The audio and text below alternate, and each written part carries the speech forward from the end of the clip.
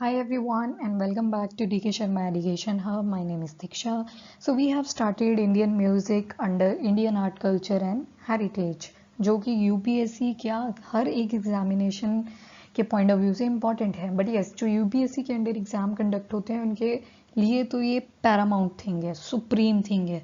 ठीक है, तो हमने इंडियन म्यूजिक स्टार्ट कर दिया था, कुछ टॉपिक्स हमने कवर भी कर लिए हैं. तो आज हम जितनी भी टर्म्स वाला टॉपिक आएगा, जितनी भी टर्म्स हमारी राग से एसोसिएटेड हैं, वो सारी इस लेक्चर में कवर करेंगे. ठीक है, टर्म्स एसोसिएटेड विद रागास. कौन कौन सी टर्म्स हैं, बहुत इंपॉर्टेंट टॉपिक है. जो जिन्होंने तो मेंस लिखना है उनके लिए तो बहुत इंपॉर्टेंट है, उनको सारी क्लासिफिकेशन एज इट इज़ ही याद करनी पड़ेगी. बट जिनको बाकी कॉम्पिटिटिव एग्जाम होते हैं, जैसे सीडीएस हो गया, आपका एफ कैट हो गया, तो उसके लिए आप एक चीज़ स्किप कर सकते हो कि आपको बस पता होना चाहिए कि किस चीज़ से लिंक्ड है.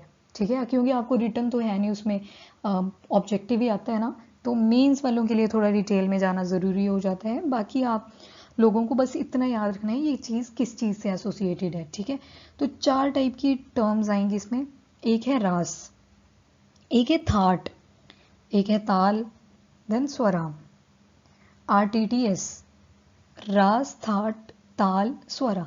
अब सोच रहे होंगे कि ये क्या बोल दिया, ये अजीब अजीब सी टर्म्स हैं. जिन्होंने तो पहली बार पढ़ा उनके लिए तो ये मतलब लाइक एलियन टर्म्स होगी. पर अभी मैं डिटेल बताऊंगी ना जब आपको, तो आप हंसोगे कि अच्छा ऐसा था, ये तो हमें पता ही है. तो फर्स्ट से स्टार्ट करते हैं, दैट इज योर रास. फर्स्ट इज रास. रास में पता है क्या किया जाता है. फॉर एग्जाम्पल अभी मैं गाना शुरू कर दूं और मैं बहुत ही खतरनाक सिंगर हूं, तो आपका जो एक्सप्रेशन होएगा, जो आपके इमोशन आएंगे, अब सोचो मैं बहुत ही भद्दा गा रही हूँ, मतलब बहुत ही बुरा गा रही हूँ, तो आपको हंसी आएगी ना. ठीक है, हंसी नहीं आई तो थोड़ा बुरा लगेगा, या तो मतलब कोई ना कोई इमोशन तो आएगा ना. पर जो मेरी साइड से होगा, मैं तो आपको हंसाने की ट्राई करूंगी अपने म्यूजिक से. तो वो जो मैंने इमोशन इन्वोक करा ना आप में, हंसने वाला, तो वही है रास. This is it. रास के बारे में क्या है, evoking emotion through playing of musical instrument. कि म्यूजिक इस तरह से बजाया जाता है, जो प्रोफेशनल सिंगर होते हैं, कि जो इमोशन वो चाहते हैं ना उस इंस्ट्रूमेंट के थ्रू आप में इन्वोक करना, वो इवोक कर दिया, तो मतलब उनका जो म्यूजिकल कॉन्टेस्ट था वो सक्सेसफुल हो गया. तो मतलब जब भी इमोशन की बात आएगी तो we are talking about the ras. इसका मेन एम यही है कि जो इमोशन, जिस इमोशन में हमने म्यूजिकल एपरेटस यूज़ किए, जो हमारे इंस्ट्रूमेंट होते हैं, म्यूजिकल इंस्ट्रूमेंट, मृदंग हो गया, ढोलकी होगी, वीणा होगी, जो इमोशन हमने उससे निकाल ले. Music is also emotion, emotion represent करने का एक जरिया है.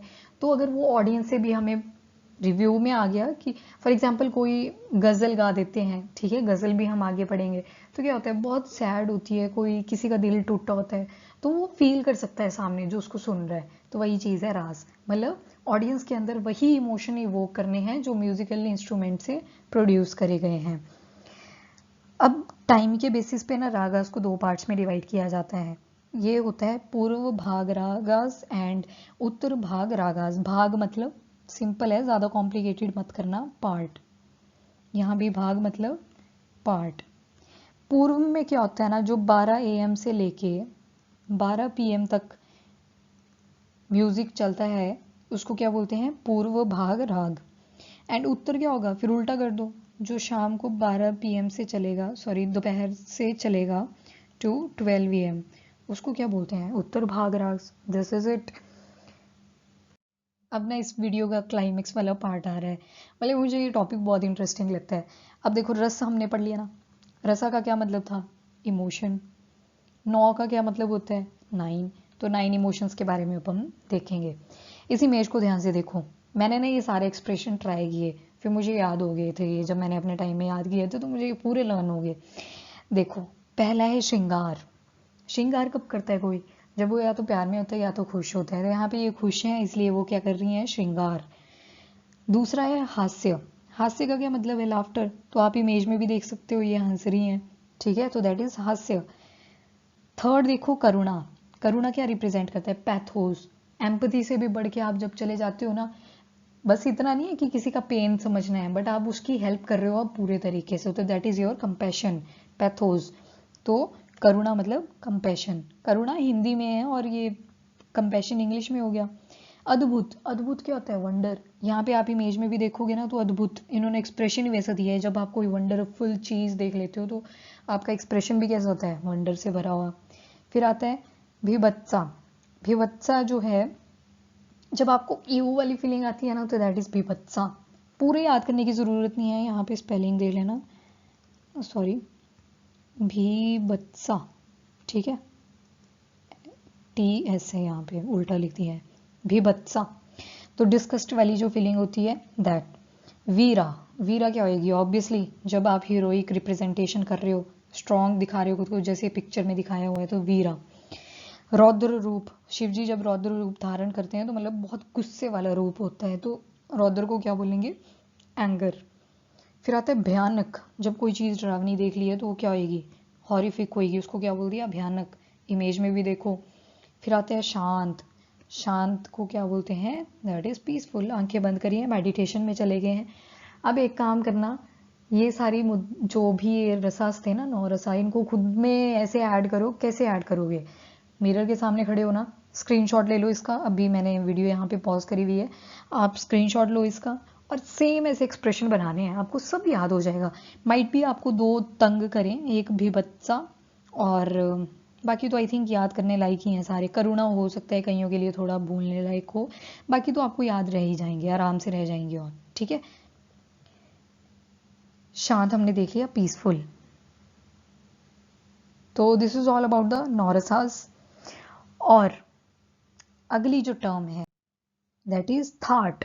थाट में सब कुछ याद नहीं करना है, बस इतना याद होना चाहिए कि हर राग के 10 थाट होते हैं। कितने, 10। जो हमारा हिंदुस्तानी क्लासिकल म्यूजिक आएगा ना आगे, उसमें देखेंगे हम। बेसिकली जो हिंदू क्लासिकल म्यूजिक है वो 3 पार्ट्स में डिवाइड है। एक है आपका हिंदुस्तानी क्लासिकल सिस्टम या क्लासिकल म्यूजिक, एक है कार्नेटिक क्लासिकल म्यूजिक, एक है फोक म्यूजिक या इसको रीजनल म्यूजिक भी बोलते हैं। तो वहाँ पे हम डिटेल में पढ़ेंगे हिंदुस्तानी क्लासिकल म्यूजिक की। बट ऐसे वहाँ पे क्या आएगा कि जो थाट हैं वो कितने हैं टोटल हिंदुस्तानी क्लासिकल म्यूजिक में, 10। थाट में आपको ज़्यादा चीज़ें याद करने को नहीं है, पर मैं ये रेकमेंड करूँगी, ये जो बिलावल है, खमज, काफ़ी, असावन, भैरवी, भैरव, मारवा, कल्याण, तोड़ी, पूर्वी, इनको ना 3-4 बार याद नहीं करना है, जस्ट पढ़ लेना कि ऑप्शन में एलिमिनेट कर सको एटलीस्ट, ठीक है। बिलावल, खमज, काफ़ी, असावन, भैरवी, भैरव, क्योंकि इतना ज़्यादा याद भी नहीं रहेगा, वो तो पक्की बात है। ये तो मेंस में भी आप पूरे नहीं लिख पाओगे, बट यस आप ऐसे बता सकते हो कि 10 थाट हैं और 2 ऑफ देम आर भैरवी और भैरव बता सकते हो, क्योंकि ये इजी रहती हैं याद करने को। तो थाट में this much is sufficient. Third term आती है ताल। ताल में क्या होता है, बीट्स और रिदम का मिक्सचर जो हो गया, उसको क्या बोलेंगे, ताल। म्यूजिक में सुनी है ना, बीट्स भी सुनी होंगी, एक रिदम में चलती हैं, तो वही क्या चीज़ है, ताल। और अगर हम क्लासिकल म्यूजिक में देखें तो 3 मिनिमम और मैक्सिमम में 108 जो हैं ताल देखने को मिलते हैं। फिर इसमें क्या होता है ना, एक लय होती है, बोलते हैं ना लय में गाओ, तो एक लय होती है जो ताल को यूनिफॉर्मिटी प्रोवाइड करती है। वो होता है ना कि जो धुन चल रही होती है बहुत अच्छी चल रही होती है, एक सीक्वेंस में चलती है, और जब वापस आती है तो दोबारा से उसी सीक्वेंस में चलती है।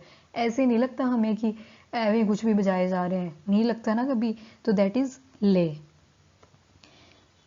जो ज़्यादातर ताल है ना, ये जो साइड में लिखा है डीजे रीता, हाँ यार वो सारे ऐड कर देते हैं डीजे डीजे, तो मैंने भी यहाँ पे मैं डीजे से बना देती हूँ मैं भी। तो एक निमोनिक है DJ, D for Dadra, R for Rupak, J for झपतल, 3 ताल टी से, एंड अध चौटल ए से। तो आई से कुछ नहीं है इसलिए मैंने स्मॉल लिखा हुआ है, तो डीजे रीता से याद रख लेना कि ताल क्या है, डीजे रीता। तो दद्र, रूपक, झपतल, ये झपतल 3 ताल तो आपने सुना भी होगा, वो सामने डांस कर रही होती हैं, जो सिंगर होता है वो गा रहा होता है झपतल 3 ताल, तो वो चीज़ है ये, ठीक है, दैट इज ताल। डीजे रीता से याद रख लो, डी से आ गया आपका दद्र, जे से आ गया झपतल, आर से आ गया रूपक, टी से आ गया 3 ताल, ए से आ गया अध चौटल, ठीक है, तो दैट इज ताल। ये स्वर हैं, स्वर बहुत ही इंटरेस्टिंग है, सभी को पता है, साइड में इमेज लगी हुई है, आई होप आपको समझ आ गया है कि स्वर में हम क्या देखते हैं।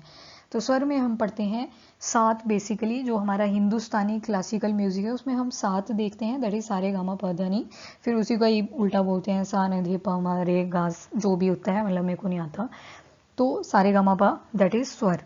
पर जो भरत मुनि की बुक है ना, वो क्या बोलती है कि 22 नोट्स हैं टोटल, उसमें कितने हैं 22 बताए हुए हैं। पर जो हिंदुस्तानी है, जो नॉर्थ इंडिया में म्यूजिक चलता है, उसमें कितने हैं सिर्फ 7। और ये माना जाता है कि जो स्वर है ना, इनकी जो ओरिजिन है that is from the word Om. तो कहाँ से ओरिजिनेट है, दैट इज ओम से। फिर यहाँ पे मीनिंग बताया हुआ है कि सा का क्या मतलब होता है, रे का क्या मतलब होता है। तो सा का मतलब होता है षड्जम, रे का मतलब होता है ऋषभम, गा का मतलब होता है गंधर्वम, मा मध्यमम, पा पंचमम, धा दैवतम एंड नी निषदम। ये याद करने की इतनी ज़रूरत नहीं है, बस आपको पता होना चाहिए। वैसे ऑप्शन देख के आपको पता लग जाएगा एक बार पढ़ के भी इनको कि ये ऑप्शन होएगी। एक बार जब म्यूज़िक ख़त्म होएगा तो फिर हम एमसीक्यू यूज़ करेंगे और प्रीवियस ईयर पेपर में जितने भी क्वेश्चन आए थे वो सारे सॉल्व करेंगे। स्वर में बेसिकली क्या आएगा, सारेगामापा। और ये याद रखना है कि भरत मुनि की कौन सी बुक पढ़ी थी हमने फर्स्ट लेक्चर में, दैट इज़, याद आ गया होगा आई होप। यार नहीं आया है तो पॉज करो और सोच लो फिर देखो इसको। तो मैं आपको आंसर बता देती हूँ, दैट इज नाट्य शास्त्र। तो जहां भी ना ऑथर का नाम आता है हमेशा याद करो कि उसकी बुक कौन सी थी, तो इस तरह से आपका रिवीजन होता रहेगा। So this is all about the swar. अगले में हम देखेंगे classification of classical system. So this is all from my side about terms related to raga. अब जो नेक्स्ट लेक्चर आएगा उसी में मिलेंगे। टिल देन वीडियो को लाइक एंड शेयर ज़रूर करें एंड चैनल को भी सब्सक्राइब करें। Bye bye, take care and thank you.